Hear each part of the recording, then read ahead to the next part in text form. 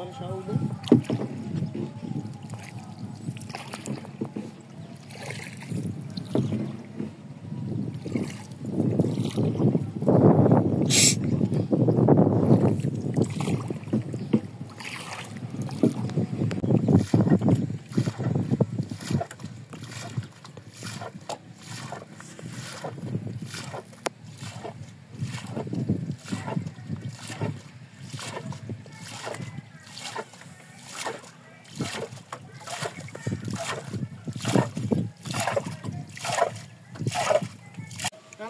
চারাপতি তো আমরা 5 টাকা খরচই করে দিই।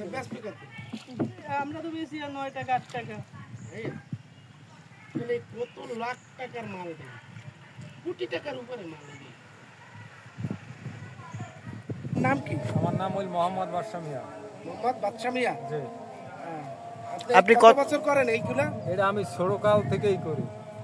আচ্ছা, ঠিক আছে, আপনাকে ধন্যবাদ। 40 বছর ধরে এই কাজ করে আসছেন? হ্যাঁ। আচ্ছা, চলেন। ওই যে কাজ করে এরা, কাজ করে 9 টাকা। এর একটা ধাপে কতগুলো চারা বসে?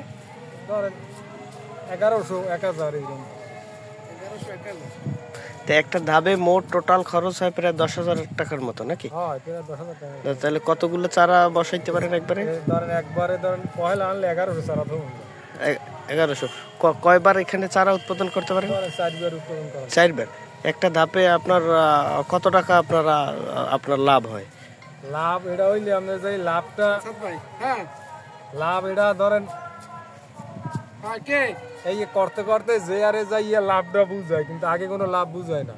তার কারণে এই দিয়া খরচা বেশি। আমরা একটু আসি, ওই যে কইলাম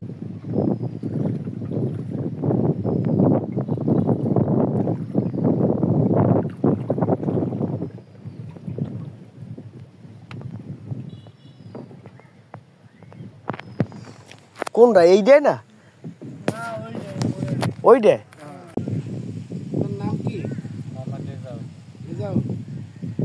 এটা কত বছর পর্যন্ত করেন এইখানে? এই প্রথম এবার শুরু করলাম। এবার কিভাবে? কিনে আনন্দ লাগাই নিয়ে তার তো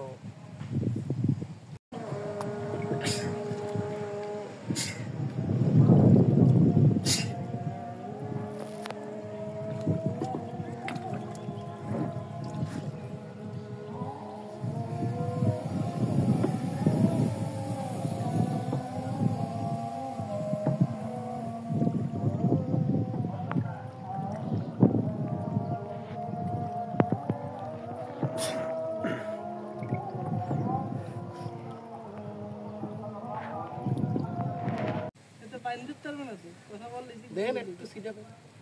আচ্ছা, আপনি যে এই ধাপটা করলেন, এটা কিভাবে তৈরি করেন? কিভাবে, মানে আপনার নাম কি?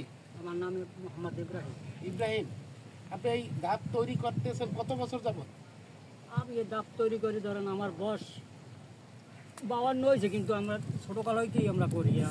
বাপ চাচারা করছে, দাদারা করছে, আমরা করি। আপনার বাড়ি কোথায়? এই মুখরজোর গ্রাম। মুগারচর গ্রাম। এই জায়গার মানুষজন এই কাজই করে?